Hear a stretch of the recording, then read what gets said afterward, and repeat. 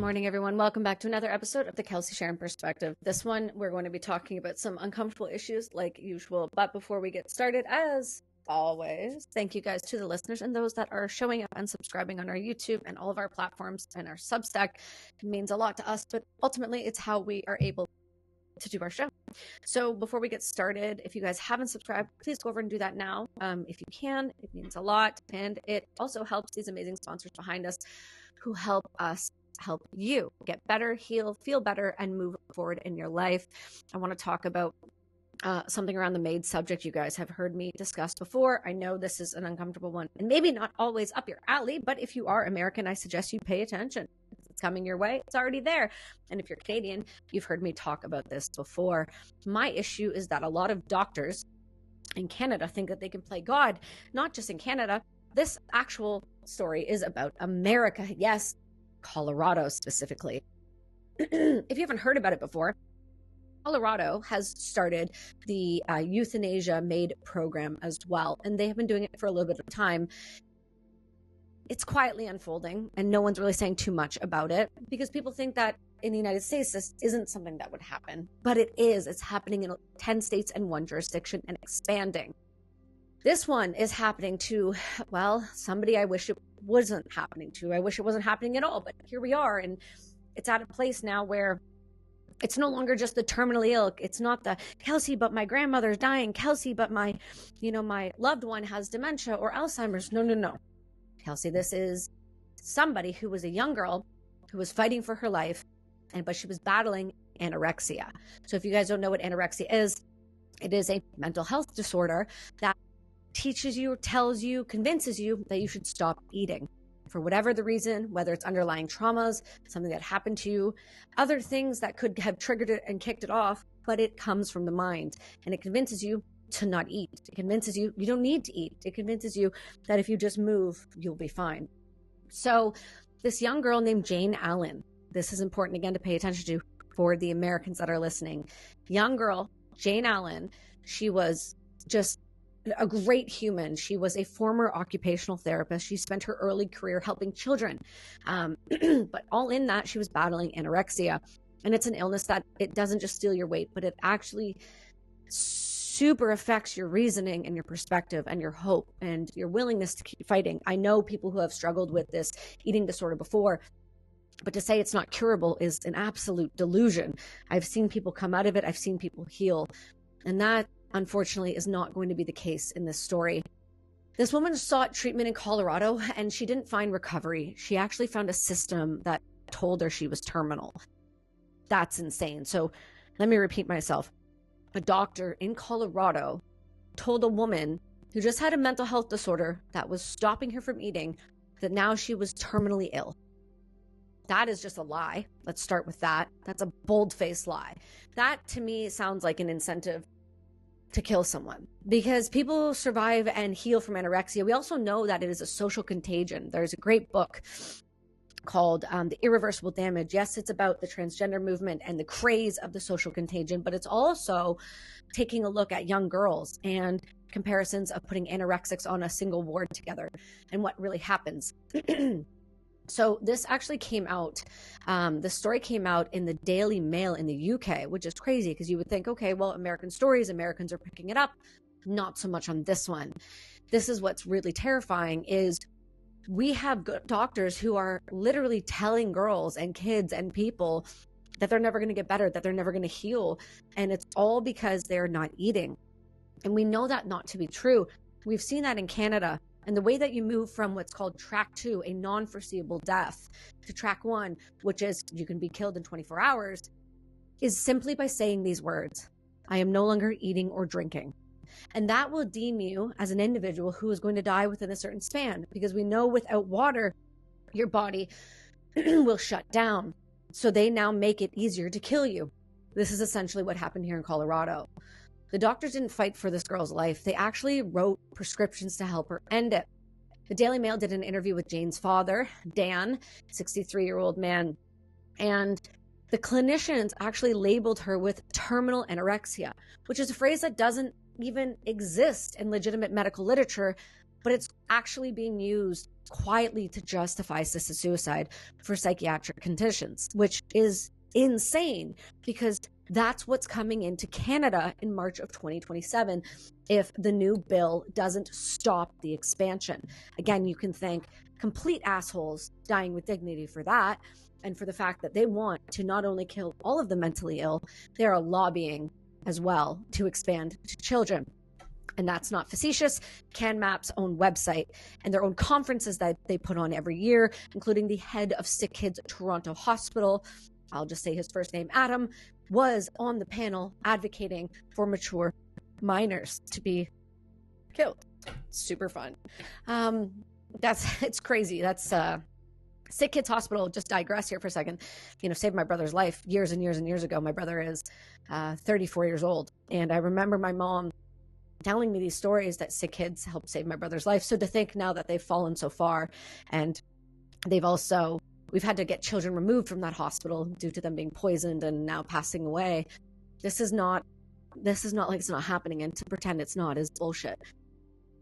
Also, Sick Kids is very afraid of me. We found out because we have been airing out their dirty laundry, and they don't seem to like that. And I guess my response to them is maybe stop doing the things and people won't have to talk about it. It feels kind of like a pretty easy solution. Hey guys, this episode is brought to you by Good Living. I am so excited to tell you about something that's become such a meaningful part of my wellness routine, Good Living. Now, this isn't any brand. This is actually a brand I know all of the owners behind. And let me tell you, their integrity, their dedication, and their quality is the real deal. Their microdosing and functional blends are crafted with intention, and you can feel it. Everything is tested and made to support you in tapping into your own rhythm.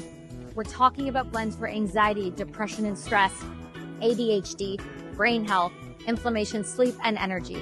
Seriously, they have thought of everything possible. I know firsthand how much love they pour into every single product. So if you're ready to check them out and explore more, go to itsgoodliving.com, and trust me, it's a journey worth taking. That's itsgoodliving.com, itsgoodlivin.com, and make sure to use the code Kelsi and get 20% off your first order today. Back to this, they told Jane that her recovery was impossible. Now that's insane. Again, like I stated, it's a social contagion, and when you work at the root of the problem, anything can be healed. We know that to be fact, especially mental health disorders or anything around mental health issues. 100% can be healed. So when somebody is suffering from a mental illness, healing is hard, but it's never impossible. And to think that a physician would ever sit there and say that it's impossible, they should have their license removed.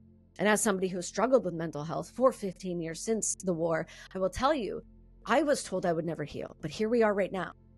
So what does that say to those doctors who just are unwilling to put the effort in? It means they're lazy. It means they stopped caring about their patients and they're no longer doctors, but they're drug pushers.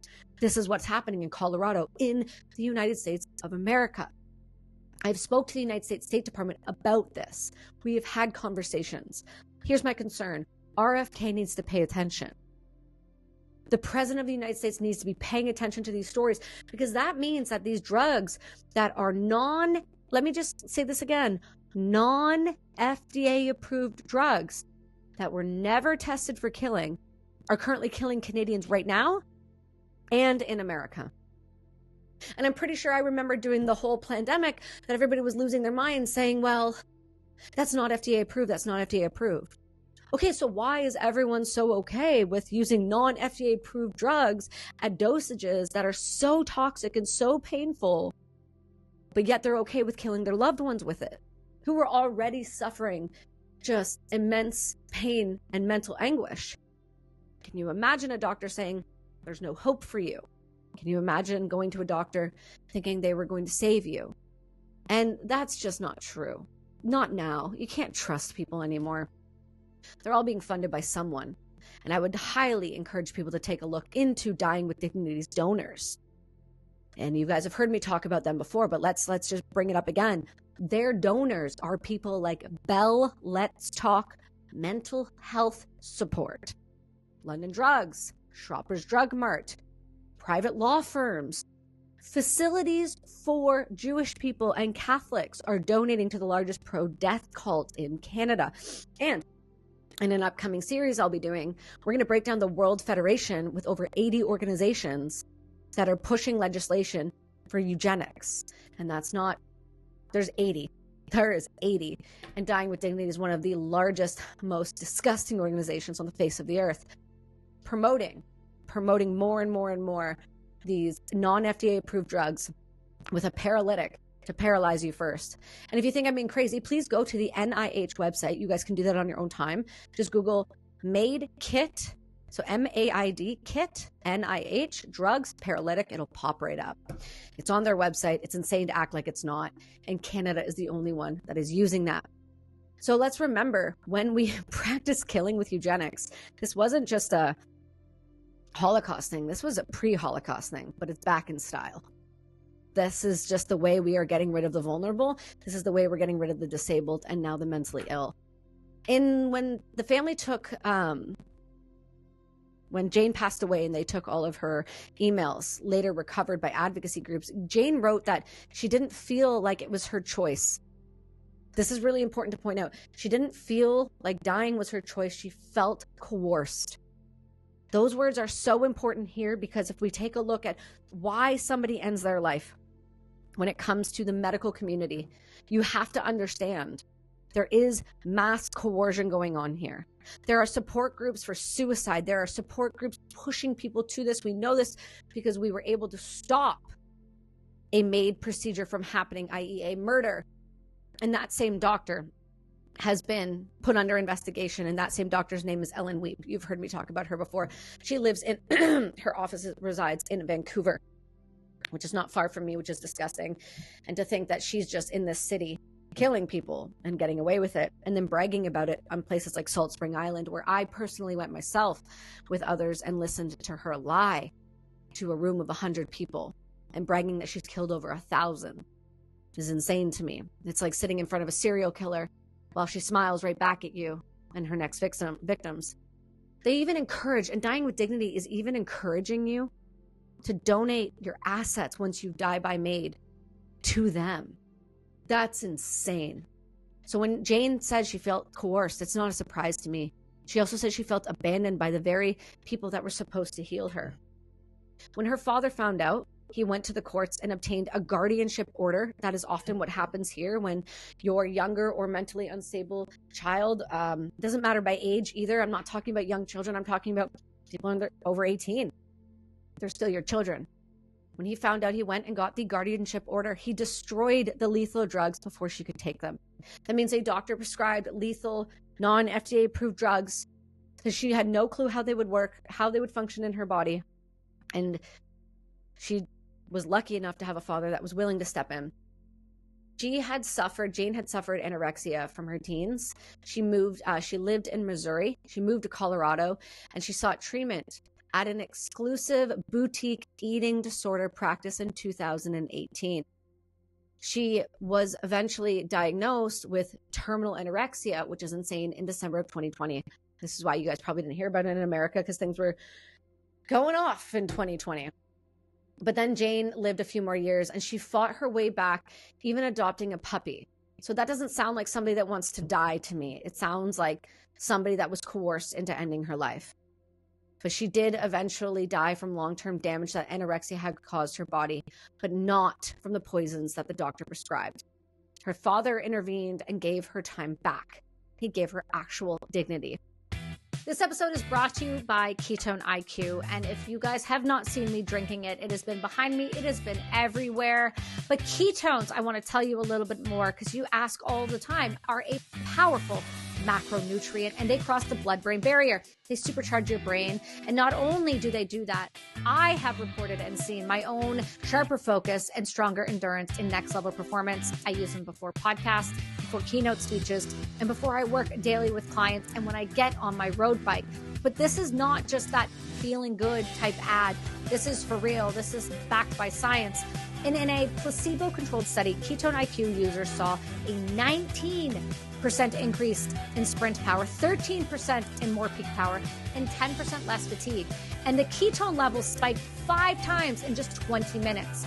So when it comes to recovery, Ketone IQ improves blood flow, muscle oxygenation, and even boosts EPO, which is critical for your stamina and the bounce back factor.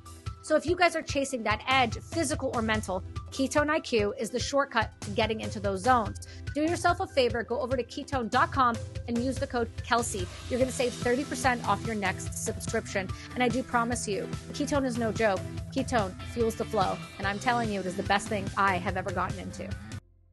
See, because Colorado in America has the End of Life Options Act, which was meant only for terminally ill cancer patients, people with ALS, and those who physical conditions guaranteed suffering and death. But that's not true. Suffering is never guaranteed. Death is, though, because we will all die. We will all pass away. But to suffer is not guaranteed. And so to act as if it is delusion. And in 2024, over 500 Coloradans, I think is what we call you guys. Lie down, Tuck. Americans received lethal prescriptions under that law. And the state has buried its own data of dozens of cases labeled where there was severe malnutrition. Some were elderly, some were young young girls with eating disorders. But it's not compassion anymore when it's coercion. It's not compassion when it's a collapse of ethics. It's not compassion when your doctor tells you that you should die instead of live. And when the cure for our despair becomes death, we've stopped practicing medicine a long time ago, it feels like. We went through the 1900s all the way to the 2000s thinking that things would get better with vaccines and with all of these amazing things. And then now look. We're all the way back to history repeating itself where we kill people because it's too expensive to look after them. We tell them there's no hope. This feels like the 1800s with difficult eaters and children that shouldn't survive. Anorexia is a disease that lies to you every fucking day. And it tells you that you're nothing more than worthless, unfixable, and unlovable. It tells you that you're in control when you're actually dying. It's kind of like the government and people like compassion and choices. They are the own devil in America. Compassion and choices is our version of dying with dignity in Canada. They are corrupt. They are disgusting. They are people who wake up every day of their lives and just find ways to change laws to get more people killed. Not to help them, not to heal them, not to give them mental health support, to kill them. And to tell a person in the state that they're making an informed choice to die is insane. It's just abandonment. And that's what it'll always be, no matter what fancy words they want to wrap around it. It's not choice. And when the brain is hijacked by starvation, have you ever been hangry? Have any of you ever been hangry? Do you know what it feels like to be like that 24/7? When the system tells you that because you're starving, you're just beyond saving, we shouldn't even try. See, Colorado in America has become the test bed for what happens when progressive policies collide with moral decay, much like Canada and the killing the vulnerable people daily. A coalition of disability and patient rights activists have filed federal lawsuits arguing that the state's law discriminates against vulnerable people. And it's pushing the sick, the disabled, and the mentally ill toward suicide instead of treatment. And you know what? They're right. They're not wrong on this. That's what it is. I've seen it firsthand. I've seen it up close. They're not giving you help and solutions. They're offering to kill you. And they're right. For our society that has mental health suffering, which feels like every single country everywhere right now, and they equate that to a terminal condition, then we're just deciding right off the bat that everyone should be killed. Because don't tell me you've never suffered from depression in any point of your life, even for a period of time. Don't tell me that you never struggled with food. Don't tell me that you never struggled with maybe leaving the home after COVID. Don't tell me you never went through something, a bad breakup, a bad divorce, a struggle, a loss. So does that mean that you should die? This is not a Canadian problem, and it hasn't been for a long time. Canada is the main bad actor of the globe. But I'm encouraging you, if you are listening from America, New Zealand, Australia, the UK, wake up and wake up fast. Because this won't just affect you, this will affect everyone you love. And if it doesn't touch you now, don't reach out to me in a couple of years and say, I wish I would have listened. You have the option to do it now. You have the option to stop the bills now. You have the option to stand up and participate now. So what are you going to do about it? Because I'm over here doing my part, asking you, the listener, Please write your MPs, please write your Senate, please write RFK, write the White House, write Donald Trump. And you can do that and say enough is enough. We're not killing our citizens. You guys have been built on a country that is supposed to be built on freedoms. And you have every right to go end your life, but you don't have rights to put it into law. That when you're struggling, they should kill you. And that's what's happening. Suicide is horrific and you will never fill the void that is left when you're gone. But I'm telling you, suffering is not guaranteed. That is what hospice and palliative care are for. So stop pretending that's not a reality. Because what would you have done if MAID never came in? You would have been given morphine and fentanyl and slowly walked into the next part of your existence with your loved ones and people who cared. But now you're being forced to die by injection, lethal injection, which was only reserved for the most horrific crimes in the world. So why is America and Canada and the rest of the globe so okay with poisoning people to death all of a sudden? Could it be that they've given up? Could it be that they stopped trying? Could it be that it's just a lot easier to save money to kill you than it is to heal you? My suggestion is stop bringing in so many damn immigrants that burden our healthcare systems. Stop breaking down a system that deserves more support. Stop telling us that we can't fix ourselves and that we're broken, because that's just not true. And I'm living proof of that. So when you're listening to this, I understand these are heavy, but these are real things you should be paying attention to. I've been sounding the alarm for years, and now I'm hoping that you're hearing it. And if this is your first time listening, I'm sorry. These are real conversations. These are uncomfortable conversations, but they're ones that need to happen. Otherwise, this will be you next time. Jane deserved better, and every single human being that is fighting for their minds deserves better. This is not a fringe issue anymore, my friends. This is a moral fault line in the modern medicine. And when healing turns into killing, every single one of us should be paying attention. The devil is in the walls. If you guys have not heard that saying, the enemy is within the gates. Now they're inside. And every single person should be cautious around your doctor. Because depending on what moral beliefs they have, you and your loved ones will be next. This is no longer a matter of someone else and not me. It's a matter of when, and when is it your turn? And I'm suggesting the way you stop and pay attention is to start listening here. We are the only MAID series that exists, and we are one that is the most informed. This is not just data from me. This is data from a significant amount of individuals that helped me do this fight. So when Dying with Dignity and Compassion and Choices and these other 80 organizations thinks I'm alone, I'm telling you, I have an army of people behind me that will keep me informed, keep me filming, and keep me moving forward. We're not going to stop this fight. This is not a pro-life fight. This is a pro-existence fight. You have the right to exist. You have the right to heal. You have the right to get better. So stick with me. Check out the episodes in the next few days. We're going to be popping 3 a week, and I hope you guys stay. I will see you guys all next week.